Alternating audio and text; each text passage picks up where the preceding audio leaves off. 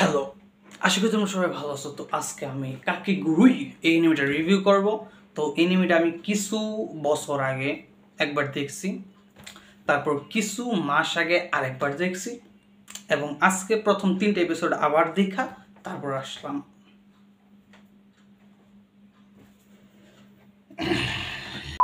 এখন আমি কেন এরকম করতেছি?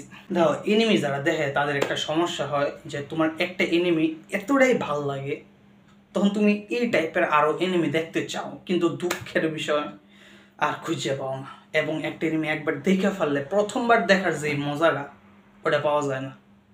তখন আসছো তুমি এই ভিডিওতে ক্লিক করছো, নিশ্চয়ই তুমি এই এনিমিটা দেখবা। এবং আমি স্পয়লার ছাড়া কিছু কথা বলতে চাই। ফুড ওয়ারে যেমন খাবার বানা সব কিছু হয়েছে, আশা করি দেখছো। তো ওটা খাবার বানানোতে যেরকম এক্সট্রিমে গেছিল গা, এই এনিমিটাতে গ্যাম্বেলিংয়ে ওরকম এক্সট্রিমে যায়। এখন এক্সট্রিম বলতে কি,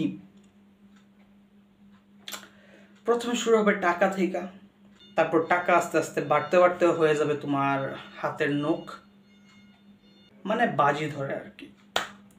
এখন তোমার সব টাকা শেষ, এখন তুমি কি করবা? তখন তুমি হাতের নখ বাজিতে রাখবা।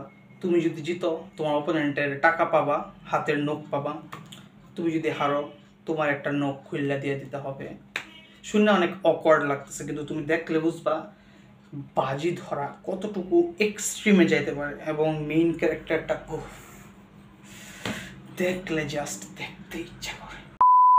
তো তুমি যদি একটু সাইকো টাইপের কিছু দেখতে চাও এবং অ্যাড্রেনালিন রাশ একটা জিনিস আছে না, যে মনে করো তুমি ওই যে বন্দুকগুলো আছে না, ঘুরায় 6টা গুলি রাখার জায়গা থাকে, ঘুরায় তারপর শুট করে, যেমনটা তোমরা স্কুইড গেমের সিজন 2-তে দেখতে পারো। প্রথমে এই খেলাটা খেলে, তো মনে করো যখন তোমার গুলিটা দিবা তুমি, তখন তুমি মরতেও পারো, আবার 5টা গুলির জায়গা খালি, যেই 5টা খালি জায়গাতে তুমি বাঁচতেও পারো। তো তোমার মরার চান্স হইতেছে 6টা গুলিতে একটা, 5টা চান্স আছে না মরার। এখন তুমি যখন গুলিটা শ্যুট করবা এবং তারপর তুমি মরবা না, তখন একটা নতুন জীবন পাওয়ার একটা ফিলিংস পাবা। এবং ওই গুলিটা দেওয়ার সময় তোমার ভিতরে একটা বুকে ধুম ধুম ধুম ধুম করতে থাকবো, যা মানে আমি কি বাঁচবো, আমি মরবো,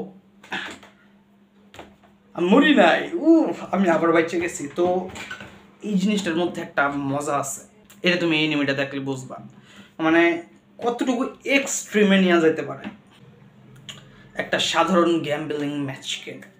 এটা তুমি দেখলে বুঝবা এবং তুমি মেইন ক্যারেক্টারের ফ্যান হয়ে যাবে। এবং তুমি এই এনিমিটা দেখা আমাকে মন থেকে তুমি থ্যাংক ইউ দিবা যে ভাগ্যিস রোহন পণ্ডিত এরকম একটা এনিমির কথা বলছে, যে কারণে আমি আজকে দেখতে পারছি। প্লিজ দেখো গিয়া। আর যারা এনিমিকে বলে বাচ্চাদের কার্টুন, তাদেরকেও এটা দেখাও, তাহলে তারা বুঝতে পারবে যে বাচ্চাদের কার্টুন কতটুকু এক্সট্রিমে যাইতে পারে।